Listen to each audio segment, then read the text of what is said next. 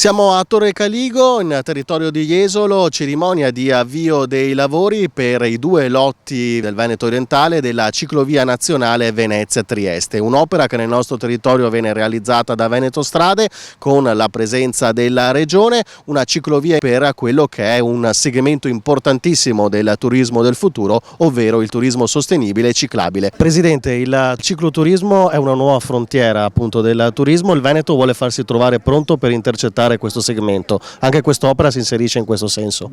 Siamo pronti, 5 ciclovie nazionali che passano per il Veneto, 415 km, 155 milioni di euro già stanziati, questa è una delle 5, la Trieste-Venezia, di 278 km e del Veneto è interessato per 116, ma il dato interessante è rappresentato dal fatto che quest'anno il cicloturismo nel comparto turistico è cresciuto del 30% con un fatturato di 5 miliardi e mezzo a livello nazionale. Il Veneto è pronto per affrontare anche questa nuova ondata di turisti sulle due ruote. Vicepresidente De Berti, presentiamo nello specifico questa Venezia-Trieste per il Veneto orientale. Sì, la Venezia-Trieste di fatto sono 278 km di ciclovia, 116 interessano il Veneto, circa 80 km interessano questo avvio dei lavori perché poi l'altra parte sfrutta parte di ciclovia già realizzata. Ovviamente in questo momento si punta al ricongiungimento di tutti i tratti già realizzati, poi in un secondo momento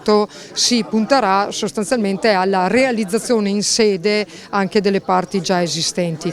Con questa parte che si va a realizzare parliamo di un 74%, poi un 26% arriverà nella seconda parte.